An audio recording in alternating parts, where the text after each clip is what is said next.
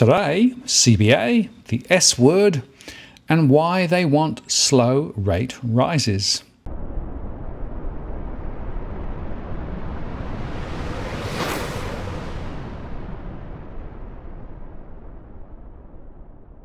Hello again, it's Martin North from Digital Finance Analytics. Welcome to this post covering finance and property news with a distinctively Australian flavour.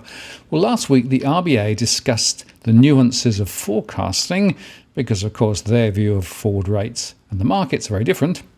And also, the central bank governor reflected on how rate rises would impact mortgages. Phil Lowe said 3 years ago the median borrower had a buffer equivalent to 1 year's interest and mortgage repayments. We used to think that median borrowing having a 1 year buffer was a big buffer. Today, the median borrower has a buffer of more than 2 years in mortgage repayments. Households have, by and large, been pretty sensible during COVID. They've spent some of the money, but they've also saved a lot, and they're increasing their mortgage buffers, which will stand them in good stead for the day that interest rates do go up.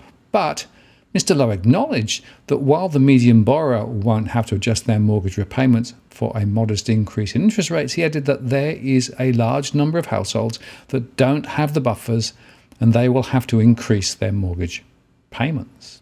He said, "We look at those buffers a lot because it will influence how households react to higher interest rates."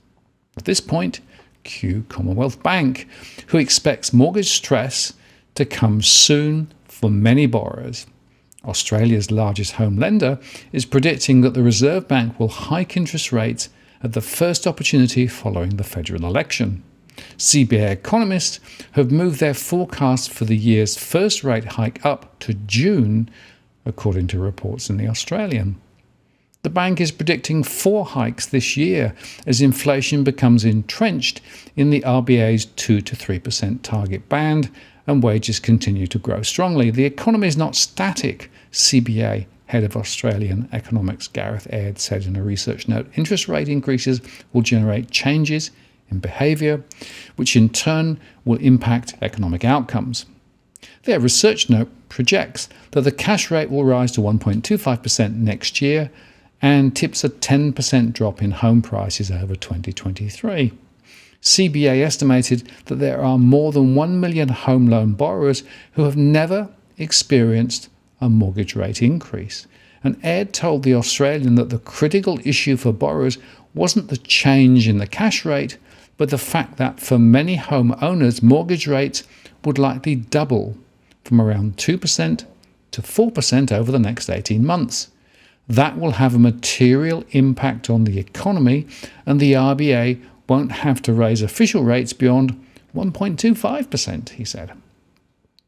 May 21 is the last possible poll date if the Morrison government intends to hold a normal election, The Australian reported. And CBA predicts that the RBA will shift to an explicit hiking bias at its May board meeting after underlying inflation numbers for the March quarter are released. And there are around $500 billion of fixed-rate mortgages set to expire over the next 2 years. CBA estimates that the average fixed-rate loan is currently between 2.25% and 2.5%, but borrowers rolling off fixed rates will be refinancing loans at a materially higher rate, which will have a significant impact on the interest costs of debt and household finances, Ed said. And by the way, earlier Commonwealth Bank said it was moving to ease the impact of potential cash rate hikes on heavily indebted mortgage customers. More than a third of CBA's $539 billion loan portfolio is more than 2 years out on repayments, according to The Australian. However, other borrowers entered the market during the recent wave of record low rates and soaring house prices. Those borrowers could suffer financial stress when the Reserve Bank raises the target cash rate, a move many experts, including CBA boss Matt Comyn, thinks will be sometime this year. CBA retail banking head Angus Sullivan told The Australian that the bank had a better understanding of potential areas of stress thanks to its loan deferral experiences during the COVID-19 pandemic. So we're looking at engaging with customers and offering them different approaches like building up a buffer or switching to a fixed rate loan. And Sullivan said, the performance of the economy has been really strong. Some customers have come through COVID-19 well and used the opportunity to get into a stronger position. Those with a more significant change in their circumstances have also taken advantage of a pretty good property market to sell and take on a different level of commitment. But all things considered, we are in a pretty good position. Commerce said at CBA's half-year result meeting last week that he expected the cash rate to rise from 10 basis points to 75 basis points by the end of the year and to 1.25% by mid-2023. And he also expected house price growth to slow to 4 to 7% this year before a price drop of 5 to 10% by mid to late 2023. And Commerce said borrowers could absorb a gradual rise in rates, but a more aggressive approach by the RBA could be risky for the economy. We think rates will go up quite slowly, he said. We expect the strong economic momentum to carry through to at least the end of 2023 and feel very optimistic about the outlook for the Australian economy. But of course, the point here is that we know some households are already up against it. Our mortgage stress shows that. And even small rate rises from this point will have a significant and depressive effect on the overall economy as well as on individual household budgets. So now CBA is talking about mortgage stress, and they're arguing that the Reserve Bank won't want to lift rates too high because of the consequences if they do. So we'll see what happens. And if you want a glimpse of the future, then look across the ditch, where evidence is growing that the housing market is heading into a significant correction as it goes into its peak selling season. Probably the most compelling evidence is the movement in the Real Estate Institute of New Zealand's House Price Index, the HPI, over the last 3 months. Back in November, just 7 of the 26 urban districts measured by the HPI were showing a decline. By December, that number had doubled to 14.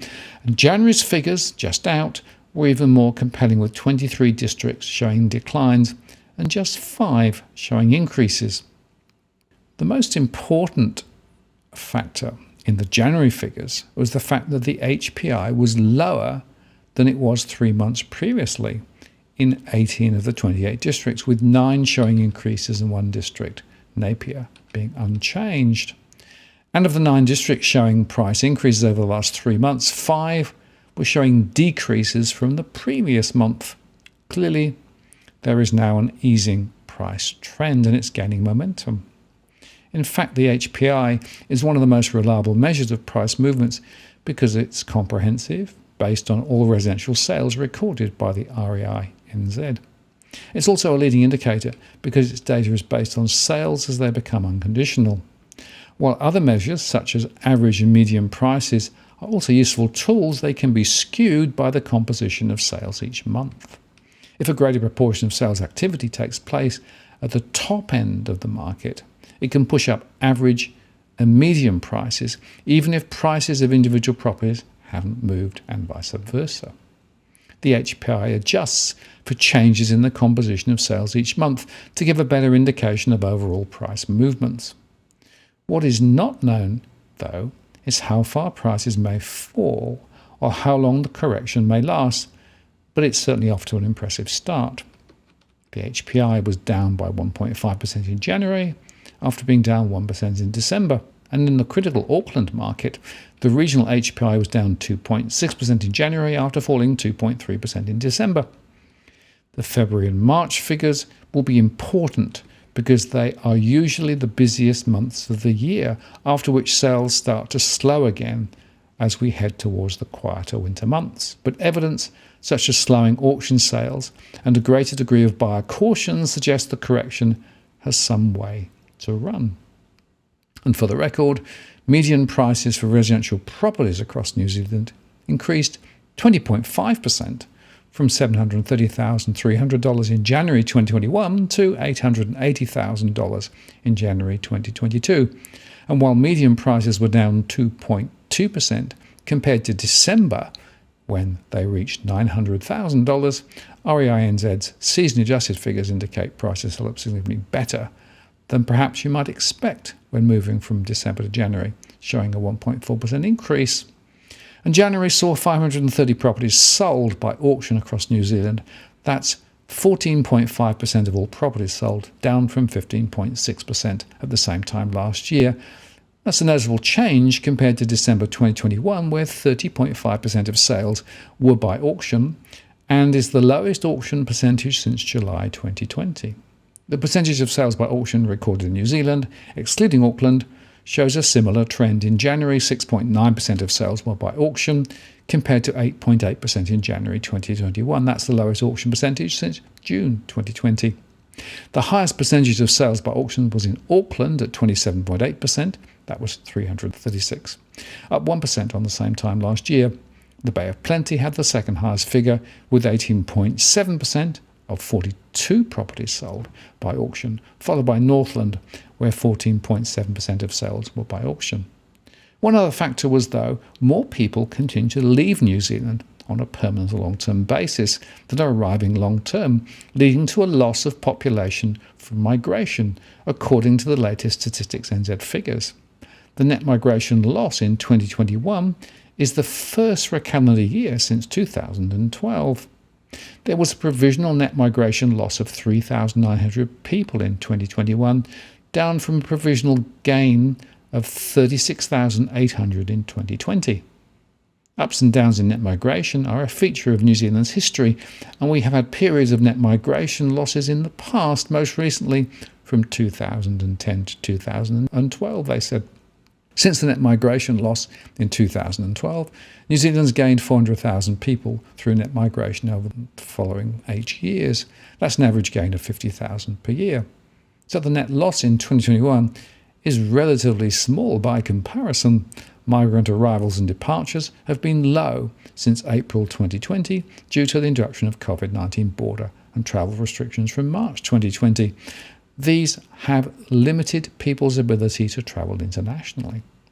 There were provisionally 45,900 migrant arrivals and 49,800 migrant departures in 2021. These are the lowest numbers of migrant arrivals for a calendar year since 1986 and for migrant departures since 1995. Migration losses or gains are typically due to a combination of factors, including relative economic and labour market conditions between New Zealand and the rest of the world, and immigration policy in New Zealand and other countries. The net migration loss in 2021 was driven by a net loss of 8,700 non-New Zealand citizens, which is more than offset by a gain of 4,800 New Zealand citizens. In the past, net migration losses from New Zealand were driven by New Zealand citizens heading overseas, mainly to Australia, but COVID-19 border and travel restrictions have seen reversals of historic patterns, and current net migration losses are being driven by non-New Zealand citizens. The net loss of non-New Zealand citizens is due to a large drop in the number of migrants arriving relative to those departing.